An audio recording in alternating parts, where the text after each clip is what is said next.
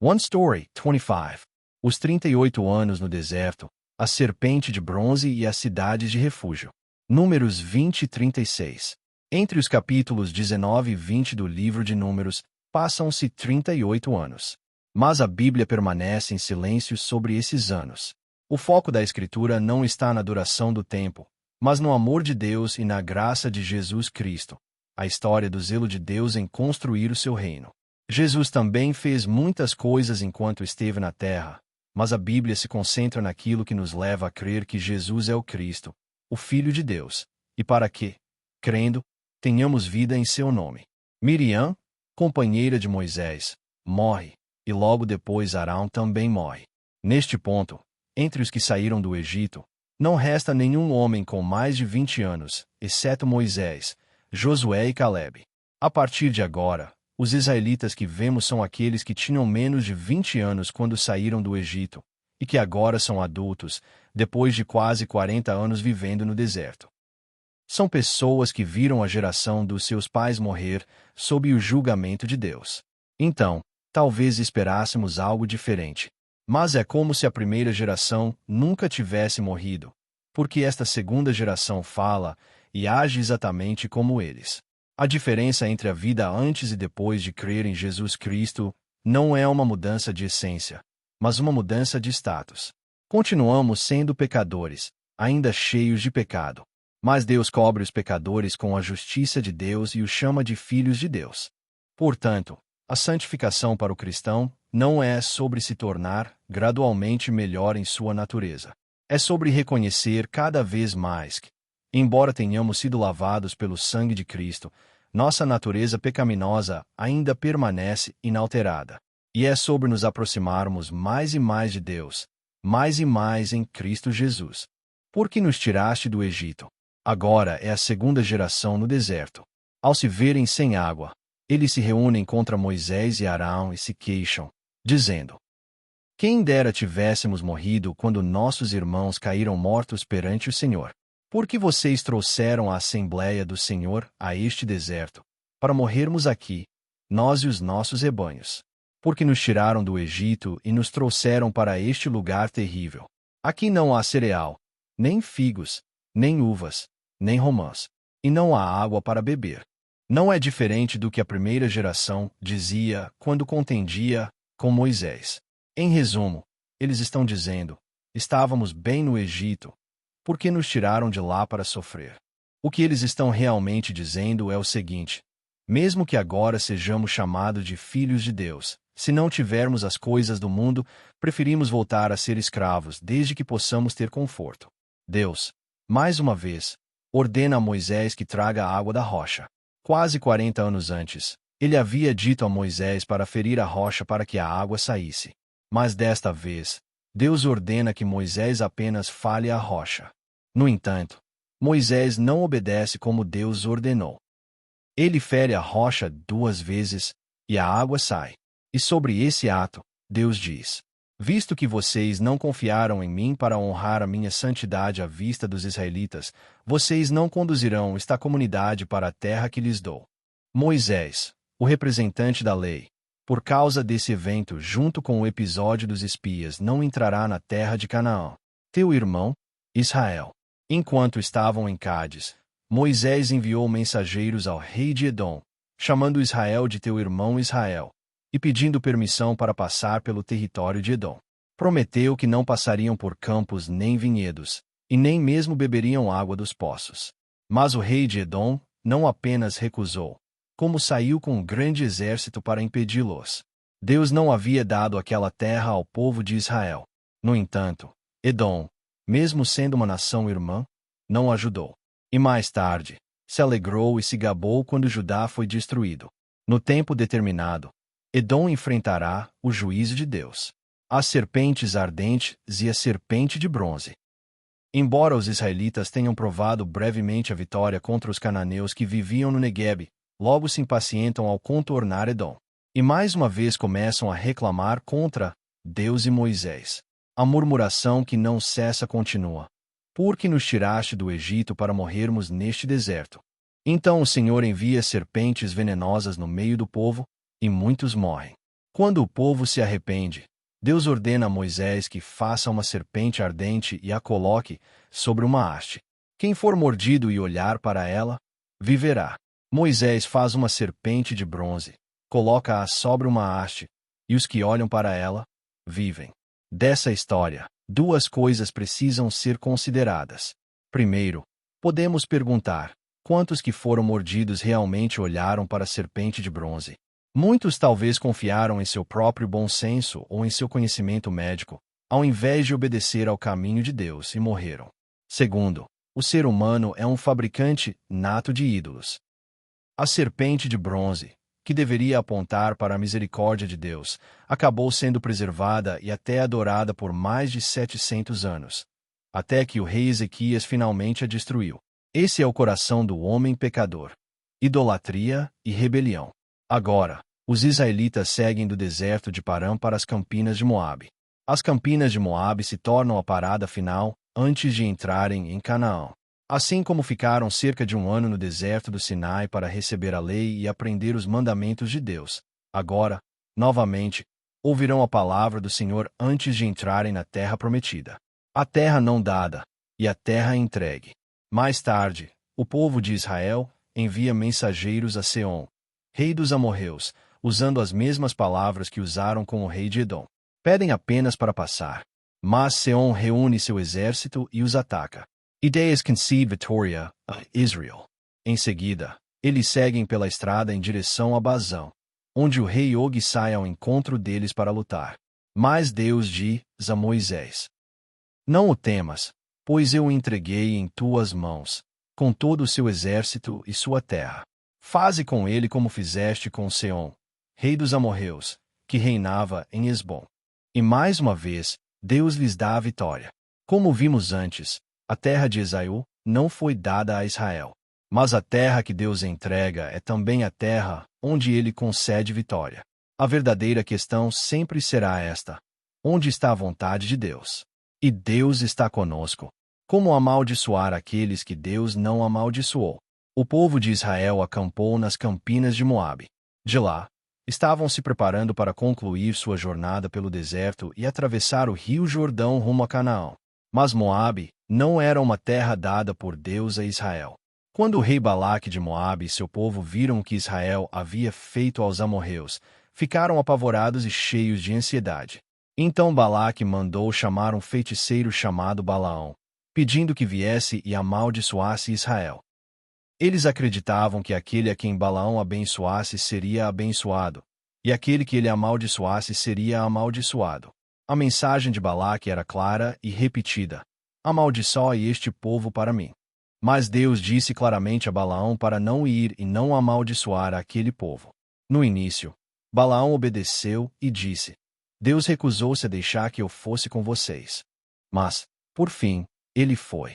Embora a Bíblia dê a entender que Deus permitiu sua ida, assim como no caso dos espias enviados a Canaã, a vontade de Deus já estava claramente revelada. Quando Balaque enviou oficiais de mais alta patente com promessas mais atraentes, Balaão revelou o que havia em seu coração.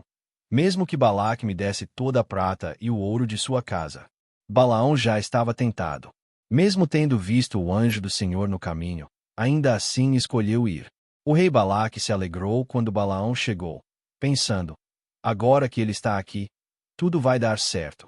Mas Balaão disse: como posso amaldiçoar aqueles a quem Deus não amaldiçoou? Como posso condenar aqueles a quem o Senhor não condenou? Assim como Jacó não podia roubar uma bênção se Deus não a desse, nenhuma maldição ou bênção tem valor se não vier do Senhor. No fim, Balaão abençoa Israel 3 vezes e vai embora. Apesar de temer a Deus e não amaldiçoar com seus lábios, seu coração o traiu. E ele parte com esta palavra profética: uma estrela sairá de Jacó, um cetro se levantará de Israel. Ele esmagará a testa de Moabe e os crânios de todos os filhos de Sete. É aí que termina o relato de Balaão, em Números. Mas não é o fim da história. Mais tarde, nas Escrituras, aprendemos que Balaão amou o pagamento da injustiça, aceitou o suborno e, no fim, levou Israel ao pecado. Seu conselho levou o povo a comer alimentos sacrificados a ídolos e a cometer imoralidade sexual. trazendo juízo sobre si mesmos. Por causa disso, Balaão foi morto quando Israel atacou Midian. Foi o fim trágico de um feiticeiro tolo, e também um espelho para o coração dos israelitas e para o nosso. Levante-se como Finéias. No fim, o plano de Balaão funcionou. Em Sitim, os homens de Israel cometeram imoralidade sexual com mulheres moabitas, se curvaram diante de seus deuses. Então Deus ordenou que os líderes do povo fossem executados, e todos os envolvidos nessa idolatria foram mortos. Enquanto os israelitas choravam à entrada da tenda do encontro, Zimri, um líder da tribo de Simeão, levou uma mulher midianita chamada Cosbi, também filha de um líder, para sua tenda, diante de todos. Então Finéias, neto de Arão, levantou-se do meio da assembleia com uma lança na mão. Ele o seguiu até a tenda e atravessou os dois com a lança, e a praga que havia começado foi detida. Ainda hoje, precisamos de pessoas como Finéias, pessoas que se levantem pelo Senhor. Por causa disso, Deus fez com Finéias uma aliança de paz, uma aliança permanente de sacerdócio para ele e seus descendentes. Mas esse sacerdócio seria perdido mais tarde por causa da corrupção de Eli e seus filhos no fim do período dos juízes, e também foi retirado de Abiatar. Quanto a Midian, a nação que seduziu Israel ao pecado por meio do conselho de Balaão, Deus não esqueceu. Ele também ordenou juízo contra eles. Certamente vocês morrerão no deserto. Deus disse a Moisés que contasse toda a comunidade, todos os homens com mais de 20 anos, aptos para a guerra. Assim, Moisés e o sacerdote Eleazar ordenaram aos israelitas e fizeram o censo, incluindo os levitas, para dividir a terra e atribuí-la como herança conforme o número. Mas neste censo, não foi incluída nenhuma pessoa que havia sido contada mais de 40 anos antes no deserto do Sinai, exceto Caleb e Josué. Isso porque Deus havia dito que aquela geração incrédula certamente morreria no deserto. Deus certamente cumprirá o que falou, seja uma bênção, uma maldição ou uma restauração. Para que a comunidade não seja como ovelhas sem pastor, Deus agora orienta seu povo a começar a encerrar a vida no deserto e se preparar para a vida na terra de Canaã. Por meio das filhas de Zelofiade, ele estabelece a lei da herança, que será aplicada assim que entrarem em Canaã. E ele também prepara a etapa final da liderança de Moisés. Moisés ainda tem uma missão a cumprir, mas chegou a hora de encerrá-la. Então Moisés pede a Deus que designe alguém para substituí-lo, um pastor para o povo. Deus escolhe Josué, e Josué é separado diante da comunidade com a imposição de mãos. Moisés transmitiu aos israelitas tudo o que o Senhor lhe ordenara. Deus disse a Moisés: dê esta ordem aos israelitas e diga-lhes: cuidem de apresentar-me no tempo determinado os meus alimentos, como oferta preparada no fogo, de aroma agradável para mim. Então Deus deu instruções detalhadas sobre os regulamentos do holocausto, os regulamentos da oferta derramada, os regulamentos do sábado, os regulamentos da lua nova, os regulamentos da Páscoa, os regulamentos da festa das semanas, os regulamentos da lua nova do 7º mês, os regulamentos do dia da expiação, e os regulamentos da festa das cabanas. E Moisés transmitiu aos israelitas tudo o que o Senhor lhe havia ordenado. É necessário enfatizar novamente: todas as leis, os rituais de sacrifício e as festas que Deus deu ao seu povo têm o propósito de separá-los como seu povo. Por meio dessas ofertas e festas, Deus chama seu povo a se lembrar dele e de tudo o que ele fez. Os regulamentos sobre os votos. Deus disse a Moisés: quando um homem fizer um voto ao Senhor ou fizer um juramento para obrigar-se com um compromisso, não deve quebrar sua palavra, mas deve cumprir tudo o que prometeu. E Deus deu instruções sobre como o pai tem autoridade para confirmar ou anular o voto de sua filha solteira, e como o marido tem autoridade sobre o voto de sua esposa. A Bíblia mostra que, por meio do casamento, a autoridade sobre o voto de uma mulher é transferida de seu pai para seu marido. Da mesma forma, quando alguém que antes pertencia ao mundo se torna filho de Deus, essa pessoa agora pertence a Jesus Cristo, o noivo. Sua pertença mudou. Vinguem os midianitas pelos israelitas. O rei Balaque de Moabe tentou amaldiçoar o povo de Deus por meio do feiticeiro Balaão. Mas Balaão temeu a Deus e não os amaldiçoou.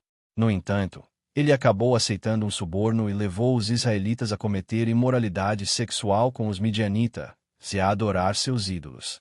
Por isso, Deus declarou juízo, e agora ele ordena guerra contra Midian. Moisés envia Finéias e o exército para executar a vingança de Deus contra os midianitas. Como essa guerra foi ordenada por Deus, resultou em vitória. Quando Deus ordena a guerra, é ele quem luta. Moisés instrui que todos os cativos e o despojo sejam purificados antes de entrarem no acampamento. Os despojos são então divididos, metade para os soldados e metade para o restante da congregação. De cada porção, uma parte é dada ao Senhor e aos levitas. Nada é feito conforme o desejo humano, mas exatamente como Deus ordenou. As tribos de Ruben, Gade e a meia tribo de Manassés que desejavam a terra a leste do Jordão. Os descendentes das tribos de Ruben e Gade vieram a Moisés, a Eleazar o sacerdote e aos líderes da congregação e disseram: Não queremos atravessar o Jordão. Moisés os repreendeu, mas os corações deles já estavam voltados para as vastas terras de pasto a leste do Jordão. Em vez de seguirem com a Arca da Aliança e entrarem na terra prometida pelo Senhor, eles escolheram o que parecia bom aos seus próprios olhos. Eventualmente, prometeram a Moisés que construiriam cidades para suas famílias e currais para seus rebanhos ali, e que sairiam como soldados para guerrear com Israel até que a terra fosse completamente conquistada. Assim, as tribos de Ruben, Gade e a meia tribo de Manassés já estavam separadas antes mesmo de cruzar o Jordão. Estas foram as jornadas dos israelitas. A Bíblia registra em detalhes a jornada dos israelitas e os acontecimentos ao longo do caminho. Isso mostra que Deus não perdeu um só momento daquela caminhada. E Ele também não perde nenhum momento da nossa. Por isso Ele registrou essa longa jornada, para que a víssemos e soubéssemos. Aqueles que vocês deixarem permanecer serão como espinhos nos olhos e lanças nas costas. O princípio da conquista de Canaã era destruir completamente. Se não o fizessem, os que permanecessem seriam armadilhas. Por isso, Deus ordenou: Quando vocês atravessarem o Jordão e entrarem em Canaã, devem expulsar todos os habitantes da terra diante de vocês, destruir todas as suas imagens e ídolos fundidos e demolir todos os seus altares. E advertiu: Mas se vocês não expulsarem os habitantes da terra, os que vocês permitirem que fiquem se tornarão espinhos nos seus olhos e lanças nos seus lados. Eles lhes causarão aflição na terra em que vocês vão habitar. Mas eles não os expulsaram. Alegaram que não conseguiam, mas a verdade é que não quiseram. E essa história agora começará a se desenrolar. Depois disso, Deus deu os limites da terra prometida e designou líderes de cada tribo para dividir a terra de ambos os lados do Jordão.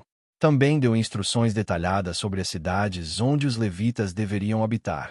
Porque Deus cuida tão cuidadosamente dos levitas foi tratado anteriormente em 1 Story 23. Os levitas são meus.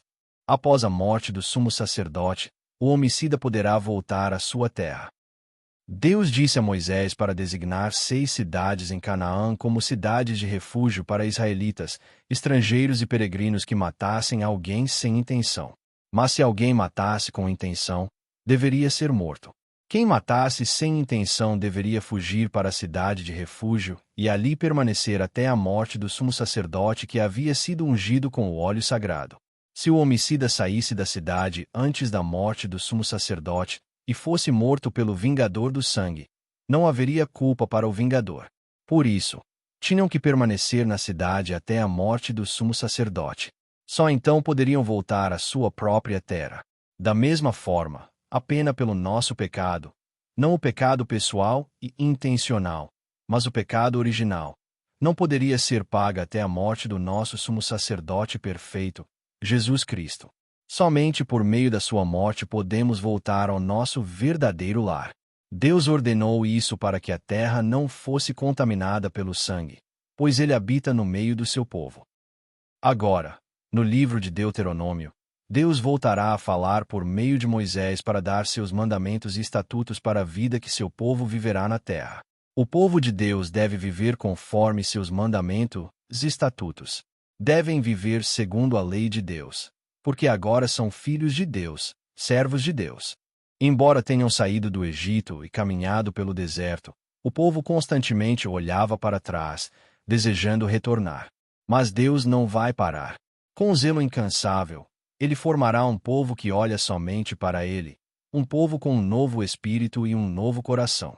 A história do amor apaixonado e do zelo de Deus continua.